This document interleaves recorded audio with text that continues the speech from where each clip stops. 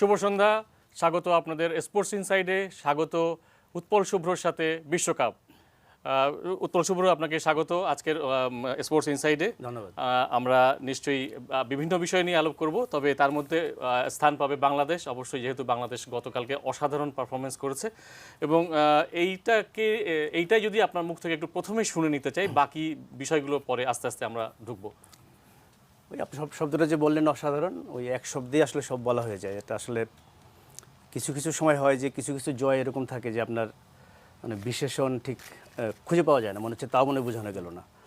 কারণ বাংলাদেশ তো আসলে অনেক দিনই তো আর একদম মানে ওই যে আগে যেটা ছিল ম্যাচের পর ম্যাচ নামতো হারতো, আমি তো ওই যুগের লোক, তো ওই যুগ তো বহু আগে পেছনে ফেলে এসেছি আমরা। এবং আপনাকে যদি একটু ইন্টারাপ্ট করি, প্রেস বক্সে আমাদেরকে নানা ধরনের কটূক্তির সম্মুখীন হতে হতো বা একটা কৃপা দৃষ্টির মধ্যে ওইটা যতটা না ওরা করতো আসলে নিজের সাইকোলজিক্যালি যেটা হয়, নিজের দেশ যখন খুব খারাপ করতে থাকে একটু তো লাগেই, সেটা সেসব দিন শেষ হয়ে গেছে অনেক আগে।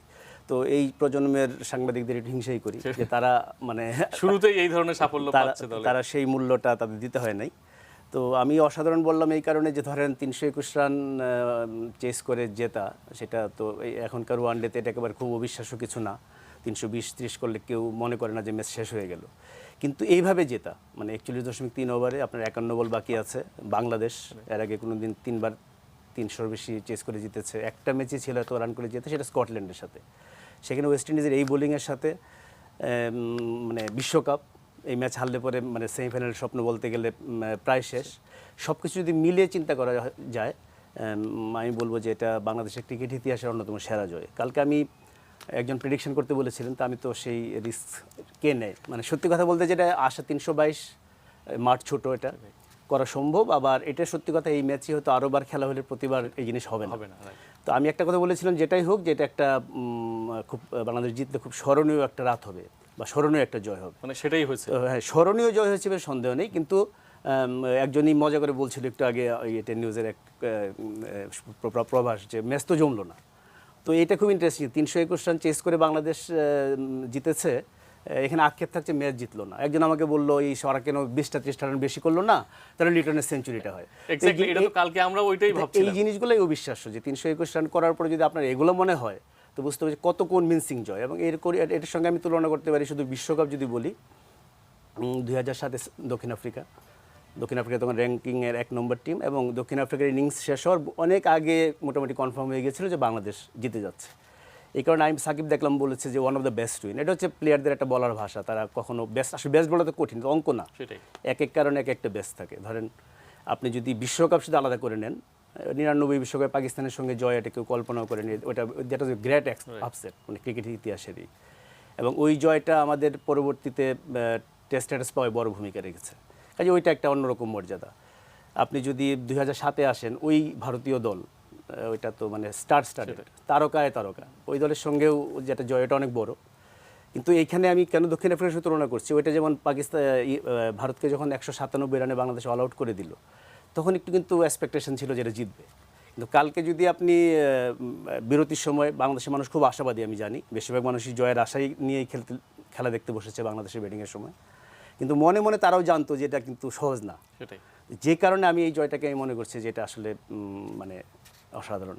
এরপরে যদি আমাকে আপনি বলেন যে বলেই যেতে, তাহলে কিন্তু আমি সাকিব নিয়ে বলতেই থাকবো। আমি সাকিব প্রসঙ্গে আসবো, তবে তার আগে একটু জেনে নিতে চাই যে এটা একটা অবশ্যই আপনি যেটা বলছেন কনভিন্সিং উইন, তারপরেও তো কিছু লুপহোলস আমাদের ছিল, মানে আমাদের কারেকশনের জায়গাগুলো কোথায়? এই ম্যাচে আমি কারেকশনের জায়গা খুঁজতে রাজি না, এটা মাশরাফি করবে নিশ্চয়ই, কারেকশনের জায়গা সবসময় থাকে। কিন্তু আমার কাছে মনে হয়েছে কালকে বাংলাদেশ অলমোস্ট একটা পারফেক্ট ম্যাচ খেলেছে। আপনার মনে রাখতে হবে যে কালকে যেমন কয়েকবার বল, ওদের ইনিংসে কয়েকবার বল হারিয়ে গেল, তো এটা আমি কালকে বলতে আমার মানে মনে ছিল না। এই মাঠটা খুব ইন্টারেস্টিং, এই টনটন মাঠটা হচ্ছে সমারসেটের মাঠ, এবং এই মাঠে 80-র দশকে ভিভ রিচার্ডস খেলতেন, ইয়ান বোথাম খেলতেন, জুয়েল গার্নার তো কালকে ছিলেন, পুরস্কার দিলেন লাস্টে সাকিবের হাতে ম্যান অফ দ্য ম্যাচ। তো গার্নার তো বোলার, ওই বোথাম আর রিচার্ডস যখন খেলতেন, ওই মাঠের পাশে একটা নদী আছে, নদীটা হচ্ছে টোন নদী। ওই নদীতে মোটামুটি বল 3টা 4টা 5টা হারানো, এটা ছিল নিয়মিত ব্যাপার। যে কারণে এই মাঠে বাংলাদেশ যে 322 ওদের আটকে রাখতে পারলো, এটা কিন্তু অনেক বড় ব্যাপার, কারণ একটা সময় 350-60 হয়ে যাচ্ছিল। এবং কালকের ম্যাচে যদি আপনি শুরু থেকে দেখেন, মাশরাফির মেডেন দিয়ে শুরু থেকে শুরু করে, সাইফুদ্দিনের বোলিং থেকে শুরু করে, অলমোস্ট পারফেক্ট ম্যাচ। এবং ব্যাটিং ওয়াইজ যদি আমি বলি, আমি ঠিক তুলনা খুঁজে পাচ্ছি না এর কাছাকাছি কিছু। কারণ আপনি 321 সবসময় খুব কঠিন, তারপরে যখন 12 রানের মধ্যে 3টা উইকেট পড়ে গেল, তাই মনে করি তখন কিন্তু ম্যাচটা কিছুটা আমি বলবো বরং 50-50 চেয়ে ওয়েস্ট ইন্ডিজের দিকে 55। আমার প্রেডিক্টটা তো তাই বলছিল, মানে অনেক বেশি সেটাই হওয়ার কথা, কারণ আপনার আর একটা উইকেট বা আর 2টা উইকেট হলে পুরো ম্যাচের চেহারাটা চেঞ্জ হয়ে যেত। এবং তখন যখন লিটন নামলো সেটা আমি ঠিক শিওর না যে কতজনকে খুব একটা ভরসা দিয়েছে। লিটনের প্রতিভা নিয়ে কোনো সন্দেহ নেই, মানে আমি মনে করি যে ওয়ার জেনারেশনের প্রবাবলি সৌম্যর হচ্ছে সবচেয়ে ট্যালেন্টেড ব্যাটসম্যান। কিন্তু লিটনের যদি কেরিয়ার আপনি দেখেন যে ও 25টা ইনিংসে 19 বার সিঙ্গেল ডিজিট আউট হয়েছে, মানে ও এখন ইন্টারন্যাশনাল ক্রিকেটটার সঙ্গে সেঞ্চুরি আছে একটা, কালকে 50টা মনে হয় থার্ড 50। কিন্তু লিটনকে নিয়ে আসে না যে একটা ভরসার ইটা, তা আমার কাছে মনে হচ্ছিল যে এটা বোধহয় একটা ভুল হলো, যে স্বীকার করতে অসুবিধা নেই, এখন বলতে পারি যে হ্যাঁ লিটনকে পাঠানো ঠিক ছিল। আমার মনে হচ্ছিল যে তখন মাহমুদুল্লাহ আসা উচিত ছিল, হয়তো 100 রান বা 150 রানের একটা পার্টনারশিপ হলে তখন ম্যাচটা একটু 100 হলেই যথেষ্ট ছিল, এত 150 ভাবতে পারিনি। কিন্তু লিটন আমি মনে করি যে সাকিব নিয়ে পরে অনেক বলবো বলে লিটনটা বলে নিই। লিটনের কালকে আমার যেটা সবচেয়ে ভালো লেগেছে যে লিটনের মধ্যে এমনিতেই একটা নির্বিকার ভাব আছে। ওর দেখবেন যে আপনি এত অনায়াস শট খেলে মানে মনে হবে না আপনার যে খুব ফোর্স করে খেলছে, একদম এফোর্টলেস। এবং ওর চেহারা ছবির মধ্যে কখনো আপনি টেনশনটা পাবেন না, ভিতরে তো টেনশন সবার হয়। তো কালকে ওইরকম প্রেশার কুকার সিচুয়েশানে লিটনকে দেখে কিন্তু মনে হচ্ছিল এটা কোনো ব্যাপার না। তো যেটাই মনে করি সাকিবকে অনেক হেল্প করেছে। আর একটা জিনিস যদি আপনি লক্ষ্য করে থাকেন, গতকালকে ইনিংসটা 46 রান পর্যন্ত তার কিন্তু 4 মানে বাউন্ডারি বা ছক্কা ওইভাবে ছিল না, সে খুব সিঙ্গেল ডাবল। ওইটাই জন্যই বলছি যে লিটনের মানে কালকের ইনিংসটা কেন লিটন নামার পরে মনে হচ্ছিল যে ভুল ছিল এই কারণে যে লিটন এত শট খেলতে পারে, ইনফ্যাক্ট ওর হাতে সব ধরনের শট আছে। তো এই ধরনের খেলোয়াড়দের সবসময় একটা ভয় থাকে, একটা শট বেশি খেলে ফেলা, একটা ভুল খেলে ফেলা। ও কালকে যেখানে Shakib was in full swing এবং পরিস্থিতি যেটা দাবি করছিল সে সেটাই খেলেছে, এবং পরে তো সে প্রমাণ করেছে যে শট কী পরিমাণ খেলতে পারে। এই কারণে আমি বলবো যে লিটনের প্রবাবলি এশিয়া কাপের ফাইনালের ইনিংসটা আমরা ভারতের সঙ্গে ওইটাও একটা অসাধারণ ইনিংস। কিন্তু তারপরে মনে হয় মানে আমার কাছে কেন যেন মনে হয় প্রবাবলি এই ইনিংসটাকে একটু এগিয়ে রাখবো কিনা। লিটন হয়তো মানবেন না, কারণ সেঞ্চুরি ওইটা, এবং কালকে তার সেঞ্চুরিটা হলে বিশ্বকাপের ডেবিউ ম্যাচে সেঞ্চুরি হতো, সেটা একটা অন্যরকম রেকর্ড হতো। আমরা একটু সাকিব অবশ্যই আসবো। যেমন যদি বলি যে সাকিবের ইনিংসগুলো যদি দেখি আমি, সাউথ আফ্রিকার বিরুদ্ধে 75, নিউজিল্যান্ডের বিরুদ্ধে 64, ইংল্যান্ডের বিরুদ্ধে 121, আর ওয়েস্ট ইন্ডিজ কালকে ওয়েস্ট ইন্ডিজ 124 নট আউট। এই 4টা ইনিংসের মধ্যে অবশ্যই কালকেরটা অসাধারণ, বাট বাকি 3টাকে আপনি কিভাবে দেখবেন, বা বাকি 3টার সাথে কালকেরটাকে কিভাবে আপনি মেলাবেন? কালকেরটা অনেক এগিয়ে থাকবে। প্রথম কারণ হচ্ছে যেটা উইনিং কজে, আপনার প্রথমটা তো উইনিং ছিল, তখন তো বোঝা যাচ্ছিল যে বাংলাদেশ জিতবে। বাংলাদেশ প্রথমে ব্যাট করেছিল, 330 হতো না ও ইনিংসটা না খেললে। প্রথম এটাতেই অনেক বেশি নাম্বার পেয়ে যাবে। আর দ্বিতীয় হচ্ছে যে মানে আমি যদি ওভারঅল সাকিবের ব্যাটিং বলি, আমি মুগ্ধ এবং একটু বিস্মিত কেন যে আপনি যদি বাংলাদেশের দেখার জন্য খুব পছন্দের ব্যাটসম্যানের নাম বলেন, সাকিব আমার অনেক নিচে থাকবে। সাকিবের ব্যাটিং দেখতে কখনই খুব একটা ভালো ছিল না, এবং মাঝখানে এটা আরেকটু খারাপ হয়েছিল। মানে রান সাকিবের যোগ্যতা নিয়ে কোনো প্রশ্ন নাই, রান করানোর প্রশ্ন নেই। কালকে 6000 রান পূর্ণ হলো ওয়ানডেতে, টেস্টে প্রায় 4000-এর মতো রান, এটা তো তার নিজস্ব টেস্টে ডাবল সেঞ্চুরি আছে। কিন্তু সাকিব রেদে কেমন যেন একটা ভরসা পাওয়া যেত, ওর মধ্যে চান্সই খুব। কিন্তু এই ওয়ার্ল্ড কাপে আমি ফার্স্ট দেখলাম, মানে ফার্স্ট বলতে ডাবলিনে তার একটা ইনিংস ছিল, কালকাটা তার টানা 50 বা তার চেয়ে বেশি রানের ইনিংস সাকিবের ইনিংসগুলো দেখাচ্ছে এখানে। মানে সাকিবের ব্যাটিং দেখতে এত সুন্দর লাগছে। একটা আছে যে আপনি দেখবেন যে ক্রিকেট ইতিহাসে আপনার এটা কি দেখায় নিবে, কোনো কথা বলতে থাকবো। সাকিবের যেটা হচ্ছে যে আপনার বাহাতি ব্যাটসম্যানদের একটা সহজাত সৌন্দর্যের কথা আমরা বলি। আপনি যদি আগে যান ডেভিড গাওয়ার, আপনার ব্রায়ান লারা, সৌরভ গাঙ্গুলি, সাকিবের মধ্যে কিন্তু ওই জিনিসটা ওইভাবে নাই, ওই লালিত্য নাই, ওই লাবণ্য নেই। কিন্তু এই ওয়ার্ল্ড কাপে কিন্তু সাকিব সাবলাইম ব্যাটিং করছে। এবং কালকে কিছু ওর কাট তো ওর খুব প্যাড শট, সেটা তো সে মনে হয় যে রাত 3টার সময় যদি ঘুম থেকে তুলে দেন তারপরে বল করেন ও কাটের বল কাট করে দিবে। তো কালকে কয়েকটা স্ট্রেট ড্রাইভ খেলেছে, কয়েকটা কাভার ড্রাইভ খেলেছে, সব কিছু মিলিয়ে সাকিব একটা অসাধারণ দেখেছি। এবং এটার পিছনে একটু গল্প আছে আমার ধারণা। আমার সাকিবকে এবার অনেক হইচই হচ্ছে, সাকিব আবার সেই কৈশোরের চেহারায় ফেরত গেছে, এইসব নিয়ে অনেক লেখালেখি হয়েছে। যেদিন সাকিব যাবে, টিমের সঙ্গে গেল না, পরের দিন যাবে, সেদিন রাতের বেলা হঠাৎ মেসেঞ্জারে কথা হচ্ছিল, অনেক রাত তখন 1টা-2টা বাজে। মেসেঞ্জারে হঠাৎ করে কী কারণে আমি নক করেছিলাম আমার খেয়াল নেই। তো আমি জাস্ট বললাম যে আপনার কি কন্ট্রোভার্সি লাগে মানে পারফর্ম করতে? বলেছি কেন বললেন এটা? আমি সেই কন্ট্রোভার্সিটা কেন করলেন যাওয়ার আগে? ওই যে আপনার অফিসিয়াল ফটো সেশনে ছিল না, টিমের সেশনে, অনেক কথাবার্তা হলে গেলো। তো হাসলো, মানে হাসলো বলতে মানে হাসির ইমো আছে, আপনাদের রিমোটের মধ্যে খুব আছে ইদানিং। তো ওই হাসির ইমো দিয়ে বললো যে আমার কোনো এটা নিজের ইচ্ছা করা না, এটা একটা মিসআন্ডারস্ট্যান্ডিং। তো ইন্টারেস্টিংলি এই নিয়ে যখন হইচই হচ্ছে, অনেক টেলিভিশন টক শোতে কথাবার্তা হচ্ছে, পত্রিকায় কথা হচ্ছে, তা আমি আমার কিছু বন্ধু বান্ধবকে বলেছিলাম যে এই বিশ্বকাপটা সাকিব, মানে আমি যদি আক্ষরিক যা বলেছিলাম আক্ষরিক বলি, যে এই বিশ্বকাপ সাকিব ফাটাই দিবে। এটা এখন বলবেন যে হ্যাঁ হওয়ার পরে বলতেছেন আপনি, কিন্তু সাক্ষী আছে, চাইলে আমি সাক্ষী হাজির করতে পারি। আমার মনে হচ্ছিল সাকিবের ভিতরে একটা আগুন জ্বলছে এবং সেইটা প্রবাবলি তার লাস্ট ওয়ার্ল্ড কাপ, এটা 32 সামথিং বয়স, খেলে ফেলতে পারে আরেকটা, কিন্তু সম্ভাবনা কম মনে করি আমি। আর ও হচ্ছে রিয়েল চ্যাম্পিয়ন। এবং আমার কাছে যেটা এই ওয়ার্ল্ড কাপ ওর পারফরমেন্স দেখতে দেখতে, মানে আপনি বিশ্বকাপে গিয়ে শ্রীলঙ্কার সঙ্গে ম্যাচটা হয়নি আমাদের, তারপরে হচ্ছে হায়েস্ট রান এবং যে পারফরমেন্সের কথা বললেন, সঙ্গে 5টা উইকেট, আর ফিল্ডিং হচ্ছে কি অন্য ফিল্ডারদের ফিল্ডিং খুব চোখে পড়ে, কারণ সাকিবেরটা এত ন্যাচারাল না। আমি সাব্বির আমাদের প্রবাবলি বেস্ট ফিল্ডার আমরা বলি, সাকিব অলওয়েজ আমি মনে করি যে আপ দেয়ার। তো পুরো প্যাকেজটা মিলিয়ে সাকিব আমি মনে করি যে বাংলাদেশে আরেকটা সাকিব কবে আসবে, সেটাই এটার জন্য অনেক বছর অপেক্ষা করতে এবং হবে। সাকিব ভালো বোলিংও করছে, এটাও আরেকটা বিষয় যে তার মানে উইকেটের ওই সংখ্যা। বোলিং এর ক্ষেত্রে কালকে যেমন একজন বলছিল খুব ইন্টারেস্টিং, পিটারসেন বোধহয় বলছিলেন, কেভিন পিটারসেন, যে সাকিব হচ্ছে ব্যাটসম্যান যে বল করতে পারে। বলেছে যে কেন 3 নম্বরে খেলছে, তার কাছে মনে হয়েছে যে সময়টা একটু বেশি পাওয়া যাবে। তবে এই সিদ্ধান্তটার পেছনে যে খুব বেশি কিছু গবেষণা ছিল তা না, কিন্তু তার মনে হয়েছে যে ওইখানেও আমি মনে করি যে ওই যে আগুনটা ওর মনে হয়েছে যে এটা বিশ্বকাপ, আমার প্রবাবলি শেষ বিশ্বকাপ, আমার ভিতরে আমার কিছু একটা প্রমাণ করতে হবে। এবং চ্যাম্পিয়ন তো ভাই, চ্যাম্পিয়নদের সবসময় আমরা বুঝতে পারি না। সেটাই যেমন ওর এই চেহারা নিয়ে অনেক হইচই হলো, দেখলাম যে সে বলেছে যে সাকিব সালমান খানের সিনেমা দেখেছে, কি একটা কিক লাগে জীবনে। ওটার আগে আমার সঙ্গে একদিন কথা হচ্ছিল, তাই আমি বললাম যে হঠাৎ করে আবার 16 বছর 17 বছরের চেহারায় দেখা দেওয়ার ইটার দুষ্টামি করলাম যে আবার কি, এখন তো বোটও আছে, আর দরকার কি। তো মজা করে বললো যে মাঝে মধ্যে নিজেকে নাড়া দিতে হয়। তো রিয়েল চ্যাম্পিয়ন তো ও ভিতরে একটা, এখন সবসময় যে আপনি এখানে বিশ্বকাপে যতগুলা দল গিয়েছে, যতগুলো খেলোয়াড় গিয়েছে, সবাই তো ভালো খেলতে অবশ্যই। এটা এখন যদি বলি হ্যাঁ সাকিব ভালো খেলতে চেয়েছে বলেই ভালো খেলছে, অন্যরা কি চায়নি, অন্যরাও চেয়েছে। এইখানে আমার তামিমের একটা কথা খুব মনে পড়ে। আমি আমার এটা একটা আমার আপনার তামিমটা শুনবো, তার আগে একটা ছোট্ট ব্রেক নিয়ে নিই। ঠিক আছে। দর্শক একটু ব্রেকে যেতেই হচ্ছে, সঙ্গে থাকুন, ফিরবো বিরতির পর। আমাদের সাথে আছেন উৎপল শুভ্র।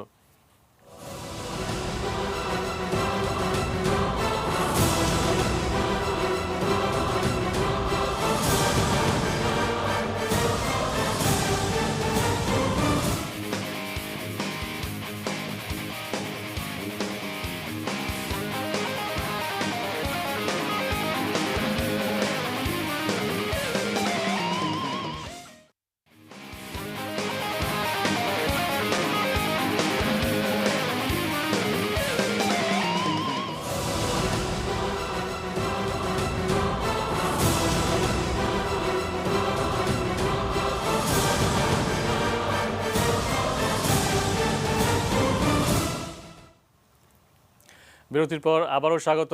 আছি আমরা স্পোর্টস ইনসাইডে, আছি উৎপল শুভ্রর সাথে বিশ্বকাপে। আপনারা সরাসরি ফোন করতে পারেন, নাম্বারটা আপনাদের একটু জানিয়ে দিতে চাই, 0173030305630। আপনারা সরাসরি ফোন করতে পারেন। আছেন আমাদের সাথে বিশিষ্ট সাংবাদিক উৎপল শুভ্র। তাকে নতুন করে আসলেই চেনানোর কিছু নেই, বাংলাদেশের ক্রিকেট সাংবাদিকতাকে তিনি একটা অন্য উচ্চতায় নিয়ে গেছেন। শুভ্র, আপনাকে আবারও স্বাগত বিরতির পরে। আমরা যে প্রসঙ্গ নিয়ে আলাপ করছিলাম, তামিম প্রসঙ্গ আপনি বলতে চাচ্ছিলেন, সেটাতেই আবার যদি ফিরে আমি আসি। বলছিলাম যে সাকিব প্রসঙ্গে, যে আমি তামিমের একবার ইন্টারভিউ করলাম যে বাংলাদেশের যে পঞ্চপাণ্ডব বলি আমরা 5 জন সবচেয়ে সিনিয়র প্লেয়ার, বাকি 4 জন সম্পর্কে বলতে। তো সে তামিম, মাশরাফি, মুশফিক, রিয়াদ সম্পর্কে বললো, নিজের সম্পর্কে বলার দরকার নেই। সাকিব নিয়ে বললো যে সাকিবকে নিয়ে আমার আসলে বলার কিছু নাই, এর আগে আপনাকে যেটা বলছিলাম সেটা আপনার মনে আছে? হ্যাঁ মনে আছে। কী বলছিলাম? আপনি যেটা বলছিলেন ওটা আসলে কোনো যুক্তি নাই। কি বলে, সাকিবের যদি ইচ্ছা হয় ওর দিনে ও যা ইচ্ছা তাই করতে পারে। এবং সেটা তো আপনি একটা ভূতুরে কথা বলেন, হয় সাকিব ভূত অথবা অতিমানব, সে বলছে আমার চোখে এটা অতিমানবই। আমি বরং আপনাকে একটা দায়িত্ব দিই, আপনি খালি আমার প্রশ্ন করেন তো ইন্টারভিউ করার সময়, আপনি সাকিবকে আমার হয়ে জিজ্ঞেস করবেন ও কীভাবে এটা পারে। তো আমি সাকিবকে বললাম, ও শুধু হাসলো। তো এর কিছুদিন পরে আবার আমি সাকিবকে একদিন বললাম তামিমের কথাটাই, যে তামিমের তো এই বিশ্বাস যাচ্ছে না যে আপনি যদি চান মন থেকে, এটা বেশি কথাটা হয়েছিল অস্ট্রেলিয়াকে যখন বাংলাদেশ হারালো, ওই শেষ দিনে বলতে গেলে সাকিব মানে ওই মানে বলতে গেলে একক পারফরমেন্সে ব্যাটিং বোলিংয়ে হারিয়ে দিল। তো ওই দিনই কথাটা হচ্ছিল, তাই বললাম তো আপনি তো প্রতিদিন তো চান না কেন? তো বললো যে আপনি যে কাজ করেন ও তো খুব শার্প, আপনি যে কাজ করেন ওই কাজ কি প্রতিদিন 100% আপনি হ্যাপি থাকেন, প্রতিদিন পারেন? তো আমি বলছি না, চেষ্টা করি, সব দিন তো আর সমান থাকে না, সবাই তো তাই, প্রতিদিন তো ওইভাবে খেলা সম্ভব না। তো আমার সাকিব নিয়ে তামিম যেটা বলছে ঠিক আছে, আমার একটা সবসময় বলে খেলোয়াড়দের মধ্যে যে সবচেয়ে বড় প্রশংসাটা হচ্ছে যেটা আপনার টিমমেটদের কাছ থেকে আসে। সাধারণ মানুষ এই কালকে সাকিব নিয়ে এত মাতামাতি হচ্ছে, 2টা ম্যাচ খারাপ করলে আবার সাকিব কিনে শুরু হয়ে যাবে, আর সাকিব কিনে তো কন্ট্রোভার্সি শেষ নেই।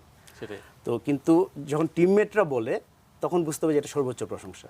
এবং সাকিবের ক্ষেত্রে আমি বলি যে এটা খুব বাড়িয়ে বলা না, এই কারণে ওই আমি একটু 11 বইয়ের প্রচারের জন্য এটা বলছি না, ওই বইটাতে আমি একটা আলাদা একটা চ্যাপ্টার করেছি, খুব আমি নিজে চমকে গেছি একটু। আমি জাস্ট ভাবছিলাম সাকিবকে নিয়ে লেখার সময় যে সাকিব বড় অলরাউন্ডার, র্যাঙ্কিংয়ে 1 নম্বর এবং বাংলাদেশের ক্রিকেট ইতিহাসে সেরা ক্রিকেটার, এসব নিয়ে কোনো তর্ক নেই।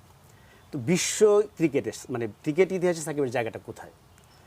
তো আমার হঠাৎ করে মনে হলো সাকিব তখন পর্যন্ত 55টা টেস্ট খেলেছে, এখনও বোধহয় তাই আছে, টেস্ট বোধহয় খেলেনি বাংলাদেশের পর। ওয়ানডে খেলেছে প্রবাবলি 280-90-90, সরি 200 তো এখানে হলো, 195-95। তো আমার মনে হলো যে আমরা অলরাউন্ডার বলে যাদের কথা আমাদের মনে হয়, Kapil Dev, Imran Khan, Ian Botham, Richard Hadlee, 80-র দশকের মানে ওই 4 জন। ওদের আগে গ্যারি সোবার্স, এরপরে হচ্ছে জ্যাক ক্যালিস। তো আমি বললাম যে 55 টেস্টে ওই 6 জন ভদ্রলোকের পারফরমেন্স কী ছিল। আর সাকিবের যতগুলো ওয়ানডে, অনেক এতগুলো ওয়ানডে খেলেনি, সোবার্স মাত্র একটা ওয়ানডে খেলছে, সেটাতে 0 রান করছে, এটা ইন্টারেস্টিং। ব্র্যাডম্যানের শেষ টেস্ট ইনিংসে 0, সোবার্সের একমাত্র ওয়ানডেতে 0। তো তাদের আমি একটু থামাতে পারি, একজন দর্শক ফোনে আছেন, একটু আপনার প্রশ্নটা করতে পারেন দর্শক। জি, আসসালামু আলাইকুম। আমার নাম ইনামুল হক, মিরপুর থেকে বলছি। আমি উৎপল শুভ্রকে খুবই লাইক করি। ওনার একটা বই আমি যা কিনেছি সেই সব ইনিংস বহুত আগে। আমি ওনাকে প্রশ্ন করতে চাচ্ছি, সেটা হলো যে আমরা টস জিতে ব্যাটিংটা করি না কেন আগে দিয়ে? এটা হলো এক। আর রুবেলকে আমাদের নেওয়া উচিত মিরাজকে বাদ দিয়ে। এই দুইটা আমাদের মাস্ট করা উচিত। আর ইন্ডিয়ান যে বোলিং একাডেমি আছে ওইটার আদলে আমাদের একটা বোলিং একাডেমি দরকার, ওইটা আমরা করি না কেন? ধন্যবাদ, আপনার প্রশ্নগুলো আমরা বুঝতে পেরেছি। আমি নিশ্চয়ই উত্তর শুভ্র কথার মাঝখানে আপনাকে উত্তর দিয়ে দিবেন। আচ্ছা, আমারটা শেষ করি। সেটা হচ্ছে যে ওইটা করতে গিয়ে আমার একটা বিস্ময়কর অভিজ্ঞতা হলো। সেটা হচ্ছে যে আপনার দেখলাম সাকিব এই 6 জনের সঙ্গে যাদেরকে আমরা ক্রিকেট ইতিহাসের, আমি কিন্তু বলছি না গত 10 বছর 20 বছর, ক্রিকেট শুরু হওয়ার পর থেকে গ্রেটেস্ট অলরাউন্ডার। মাইক প্রক্টর হয়তো আসতো, সে দক্ষিণ আফ্রিকা নিষিদ্ধ ছিল বলে সেখানে আসে নাই। আমি দেখলাম সাকিব যে কারোর সঙ্গে তুলনীয়, কারো হয়তো দেখা যাচ্ছে সাকিবের চেয়ে 15 উইকেট বেশি, সাকিব দেখা যাচ্ছে এখানে তার 1,500 রান বেশি। মানে আমি হিসাবটা কীভাবে করছি বুঝেছেন তো? মানে সাকিবের সমান টেস্ট খেলেছেন বা সাকিবের সমান ওয়ানডেতে, ধরেন কেউ হয়তো সাকিবের সমান ওয়ানডে খেলেননি, 123টা খেলেছেন। তখন আমি সাকিবের কেরিয়ার ধরে পিছিয়ে গেলাম যে 123 ওয়ানডেতে সাকিবের পারফরমেন্স কী ছিল, এবং আমি একটু বিস্মিত হয়ে গেছি। এবং তখন আমার মনে হয়েছে যে সাকিব যদি বাংলাদেশের না হতেন, এবং তখন আমার আরেকটা জিনিস মনে হয়েছে যে র্যাঙ্কিংটা ছিল বলে রক্ষা, নাহলে বাংলাদেশের না হলে সাকিব প্রবাবলি আরও বেশি তার মর্যাদাটা পেতেন।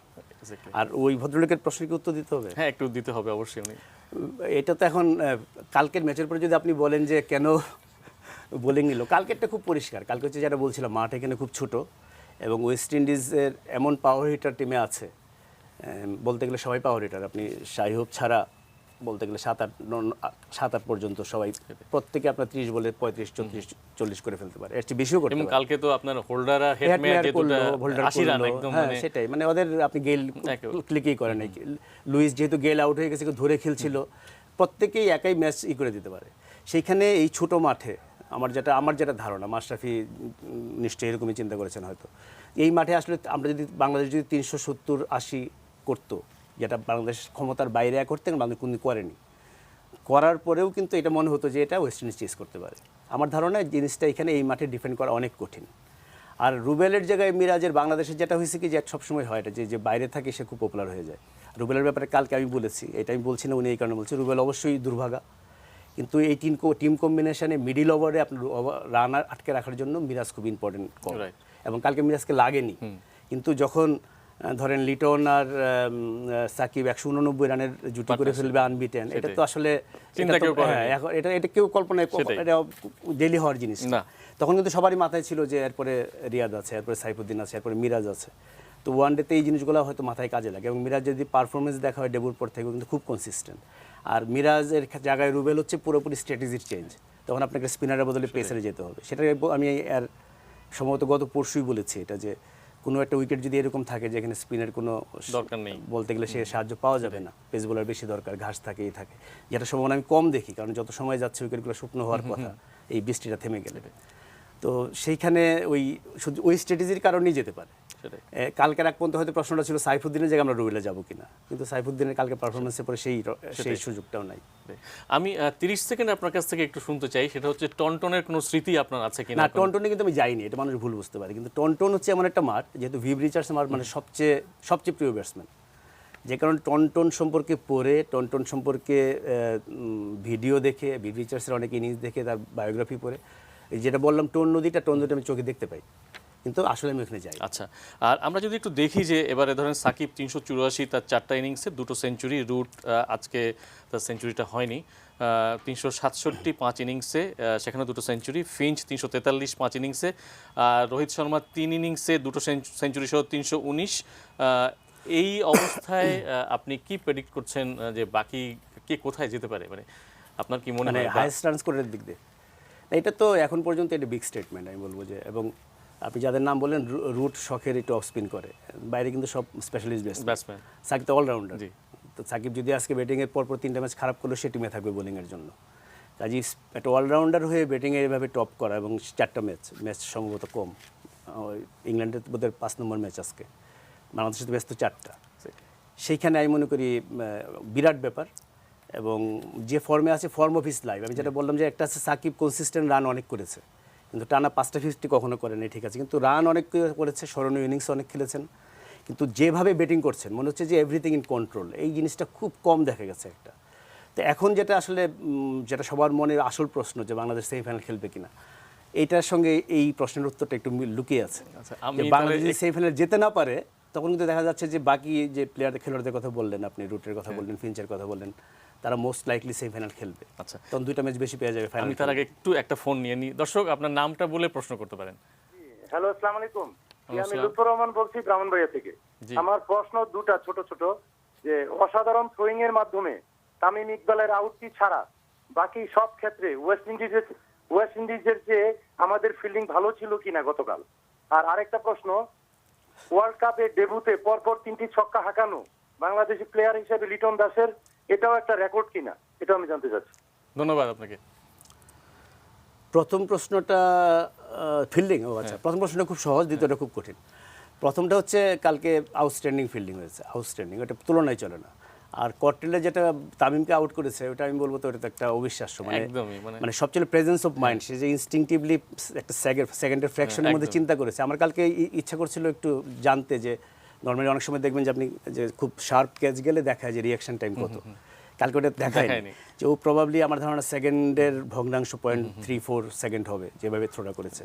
এবং এই বিশ্বকাপ যদি দেখেন আপনি, কর্টেলের আরেকটা ক্যাচ ছিল স্টিভ স্মিথের, মানে এই ওয়ার্ল্ড কাপের ফিল্ডিংয়ের কথা মনে হলে দুটো যে 4-5টা জিনিস আসে, কর্টেলের দুটো। আর এটা বাদ দিলে বাংলাদেশের ফিল্ডিং অসাধারণ ছিল এবং আগের দিন তুলনায় পুরো বিপরীত। এবং এটা হচ্ছে বাংলাদেশের আর একটা ইন্টারেস্টিং জিনিস, এনিগমাই বলবো আমি এটা। বাংলাদেশ টিমটা হচ্ছে কি বাংলাদেশের মানুষের মতোই আসলে, ন্যাচারালি বাংলাদেশের মানুষ নিয়ে তো টিম, তো এরা খুব ইমোশন দ্বারা চালিত। মানে কোনো দলের ফিল্ডিং এত ফ্লেকচুয়েট করতে পারে এটা আমি দেখিনি। পাকিস্তান তো ধরেন কনসিস্টেন্টলি খারাপ ফিল্ডিং, সারা জীবন ধরে তার ফিল্ডিং সাইড খারাপ, কিন্তু বাংলাদেশ কোনোদিন ফিল্ডিং করবে মনে হবে ওয়ার্ল্ডের বেস্ট ফিল্ডিং সাইড, কোনোদিন ফিল্ডিং করবে যে ইংল্যান্ডের সঙ্গে যেটা হলো সেটাই। বাংলাদেশের খুব ইম্পর্টেন্ট শুরুটা ভালো। কালকে কি হয়েছে, কাল বাংলাদেশ শুরু থেকেই কিন্তু মনে হচ্ছে 5 ওভারে 9 রান, 10 ওভারে 32, গেল চলে গেছে, টিম ওয়াজ চার্জড আপ।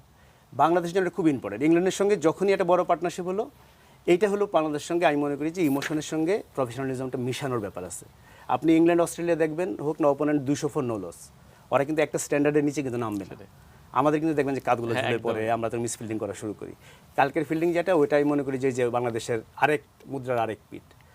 আর দ্বিতীয় যেটা বললেন, ওটা আমি বলবো সম্ভবত রেকর্ড, আমার মনে পড়ে না বাংলাদেশ বিশ্বকাপ, আমার মোটামুটি শিওরই, আমি ওই লাইনে ভাবি নাই। ডেবু কেন, সব কিছু মিলিয়ে আমাদের ওয়ানডেতে, বাংলাদেশের পক্ষে ওয়ানডেতে পরপর 4 বলে ছক্কা আছে মাশরাফির, দীনেশ মঙ্গিয়াকে মেরেছিলেন 2007 সালে মিরপুরে। তো আমার তো ওয়ানডেতেই মনে পড়ে না পরপর 3 ছক্কা খুব বেশি, কাজে বিশ্বকাপে এবং অভিষেকে এটা অবশ্যই মানে বাংলাদেশের পক্ষে প্রথম হয়। আমাদের হাতে সময় একদমই নেই, শুধু যদি খুব দ্রুত একটু বলেন যে বাকি 4টা ম্যাচ আছে, বাকি 4টার ইকুয়েশন তো কালকের আগ পর্যন্ত যাই ছিল সেটাই, যে এই ম্যাচ যেটা বাংলাদেশের বাকি, তখন ছিল যে বাকি কয়টা ম্যাচ আপনার আমি একটু দেখি চারটা ম্যাচ আপনার অস্ট্রেলিয়া, আফগানিস্তান, ইন্ডিয়া এবং ছিল 5টার ভিতরে 4টা জিততে হবে, এখন 4টার মধ্যে 3টা, জিনিসটা এটা হলো। তবে আমি যেটা বলবো যে নেক্সট ম্যাচ তো পরশুদিনই অস্ট্রেলিয়ার সাথে এবং অস্ট্রেলিয়াতে অস্ট্রেলিয়া, এবং এটা হচ্ছে যে ওয়ার্ল্ড কাপ ফুটবলে যেটা ব্রাজিল, আপনার ওয়ার্ল্ড কাপ ক্রিকেটের সাথে অস্ট্রেলিয়া। আপনি যদি দেখেন 11টা বিশ্বকাপের ভিতরে 5টা অস্ট্রেলিয়া জিতেছে, 2টাতে রানার্স আপ, তার মানে 11টার 7টাতেই ফাইনালে ছিল অস্ট্রেলিয়া। এবং অস্ট্রেলিয়াকে ইন্টারেস্টিংলি আমরা বাংলাদেশ সম্ভবত সবচেয়ে দীর্ঘদিন হারায়নি, সেই 2005 সালের পর হারায়নি, একটাই জয়। কিন্তু অস্ট্রেলিয়ার সঙ্গে খেলতে নামার আগে যদি আমি বলি এই ওয়ার্ল্ড কাপের সবচেয়ে কঠিন পরীক্ষা এটা, ইন্ডিয়া হয়তো কাছাকাছি থাকবে, কিন্তু ইন্ডিয়ার সঙ্গে এত বেশি খেলেছি আমরা, তো ওইটার আগে বাংলাদেশ এর চেয়ে বেটার ফ্রেম অফ মাইন্ড নিয়ে যেতে পারতো না। মানে যে জয়টা হয়েছে, বাংলাদেশ যদি এটা বলতে হয় অস্ট্রেলিয়ার সঙ্গে ম্যাচের আগে একটা পুরোপুরি চার্জটা, হ্যাঁ মাশরাফিকে জিজ্ঞেস করলে যে অস্ট্রেলিয়ার সঙ্গে ম্যাচের নামার আগে তুমি কি চাও, তো এটা মানে আলাদানির দৈত্য যদি আপনি ঘষা দিয়ে একটা কিছু বর চাওয়ার মতো হয়, এরকম একটা ম্যাচ চাইতো, সেটাও চাইতো না, আমার ধারণা এতটুকু সাহস তার হইতো না। সেই হিসেবে বাংলাদেশ আমি বলবো যে আত্মবিশ্বাসের যেটা একটা চরমতম অবস্থা, চরমতম শব্দটা নেগেটিভ হয়ে যায়, মানে আত্মবিশ্বাসের তুঙ্গে থেকে, কিন্তু আত্মবিশ্বাস দিয়ে সব কিছু হয় না, আবার অনেক কিছু হয়ও। ধন্যবাদ আপনাকে। দর্শক, আমরা ছিলাম স্পোর্টস ইনসাইডে, ছিলাম উৎপল শুভ্রর সাথে বিশ্বকাপে। আজকে সন্ধ্যাটা নিশ্চয়ই আপনারা উপভোগ করেছেন, কালকেও তিনি থাকবেন। কালকে আবার এই অনুষ্ঠান দেখার আমন্ত্রণ জানিয়ে আজকের মতো শেষ করছি। শুভরাত্রি।